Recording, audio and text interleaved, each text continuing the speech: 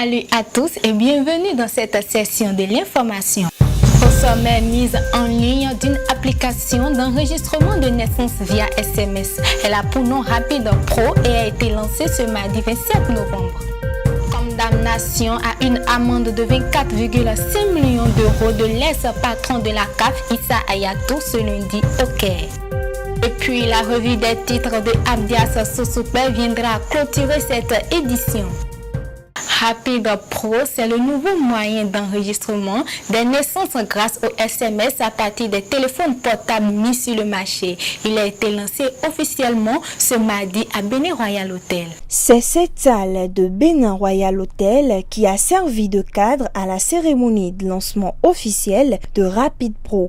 Rapid Pro est une application de déclaration des naissances et de retrait des actes de naissance grâce au SMS à partir des téléphones portables. Ce dispositif est le fruit de la collaboration entre la Direction générale de l'État civil et de l'UNICEF. Les opérateurs GSM qui s'activent dans le pays couvrent la quasi-totalité de notre territoire national, d'où l'opportunité que représente au Bénin l'utilisation des services du numérique pour améliorer l'enregistrement des naissances et la collecte des données statistiques sur l'état civil. L'application de Rapid Pro à l'enregistrement des naissances au Bénin couvre les options suivantes. La déclaration des naissances pour les agents de santé, les agents de l'état civil, les relais communautaires, les autorités locales et pour toute autre personne mandatée à cet effet. L'utilisation de la plateforme et les SMS sont gratuits pour les utilisateurs et l'opérateur GSM adresse les factures à l'UNICEF. Plusieurs démonstrations ont été effectuées au cours de cette cérémonie de lancement pour déclarer les naissances et ou retirer les actes de naissance via son téléphone portable. Il suffira de taper NAIS, N-A-I-S en majuscule ou encore en minuscule, puis envoyer au 132 sur les réseaux MTN et Move uniquement. Après cela, vous suivrez les instructions qui s'affichent sur votre écran. Rapid Pro couvre pour le moment le département de la Liborie. À cet effet, le ministre de l'Intérieur et de la Sécurité publique invite les autres partenaires à se joindre à eux afin de rendre Rapid Pro national. Un atelier multi-pays initié par le Bureau de la représentation au Bénin de l'OMS s'est tenu ce lundi. Objectif, réduire les dépenses supportées par les personnes atteintes de la tuberculose et leurs familles. Le Bureau de la représentation au Bénin de l'Organisation mondiale de la santé OMS a organisé ce lundi 26 novembre un atelier multi-pays sur la mise en place d'enquêtes relatives au coût de la tuberculose pour les malades et leurs familles. Le représentant résident de l'OMS au Bénin, Jean-Pierre Baptiste, a présidé cette cérémonie de lancement. C'était à l'Infosec à Cotonou.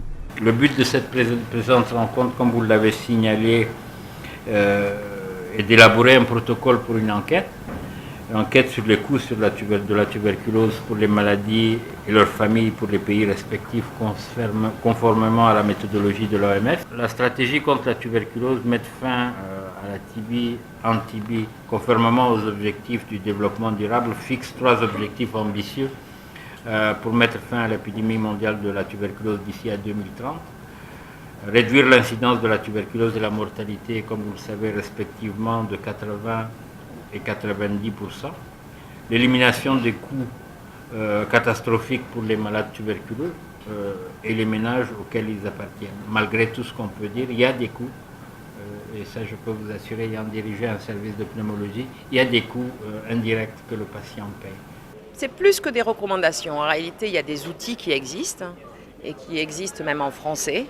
Mais parfois, les pays n'ont pas ces outils-là ou n'ont pas connaissance. Donc l'idée de cet atelier, c'est de les mettre ensemble, de travailler avec ces outils-là, de développer le protocole de recherche, de développer des outils de collecte de données. Et après, une fois qu'ils rentrent chez eux, ils vont pouvoir conduire les recherches. Ces enquêtes permettront d'éclairer les efforts visant à atténuer les coûts directs et indirects des soins grâce à l'adaptation des modèles de soins et aux interventions de protection sociale. sont attendus à cet atelier qui se poursuit jusqu'au 30 novembre prochain. 16 pays de l'Afrique de l'Ouest et 14 autres de l'Afrique centrale, y compris le Rwanda. On parle foot à présent. Le week-end dernier a été animé par les matchs de la 4e journée de Vitalor Ligue 1 et de la 3e journée de Vitalor Ligue 2. Que retenir de ces différentes journées? Suivez plutôt.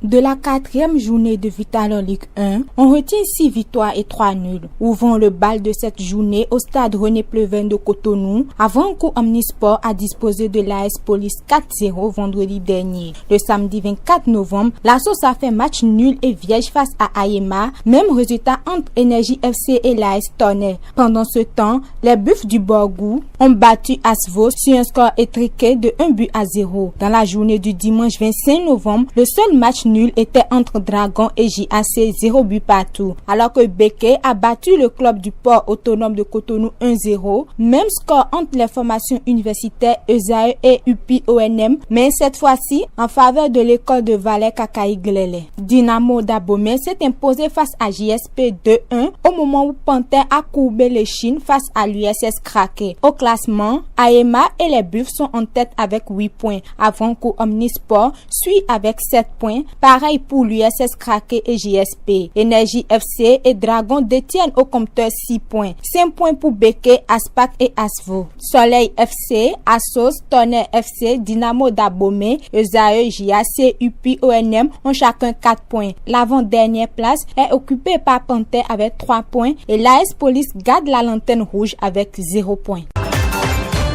Concernant la 3e journée de Vitalor Ligue 2, on note une victoire de Entente FC sur Audio FC 1-0. Même résultat entre Dynamique FC et Dadja FC en faveur du club de Djougou. Victoire de Cavalier sur AS Cotonou 1-0. Idem pour Dynamo Parakou sur Delta FC et Zazira sur Tanika. On retient aussi la défaite de Akanke face à l'association sportive Tado 2-0, de JSO face à Real de Parakou 2-1. Pendant ce temps, JSA et Espoir ont fait un nul de 1 but partout et les filets n'ont pas tremblé au cours de la rencontre Requin FC et Mamba Noir.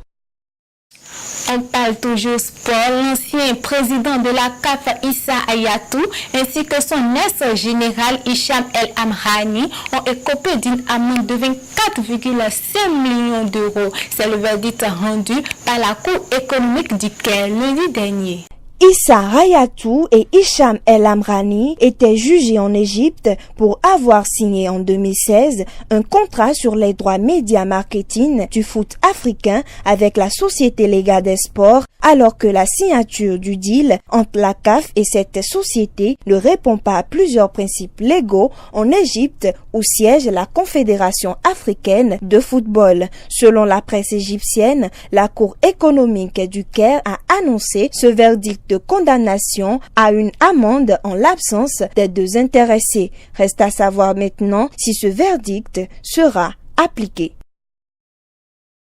Place maintenant à la revue des titres de ce mercredi 28 novembre 2018. Démarrons avec le révélateur du jour qui titre 3e édition des Africa Correde Awards. Stanislas Amoa, premier prix de la prestigieuse catégorie or innovation. Le journal met en manchette approvisionnement du Bénin et du Togo en énergie électrique.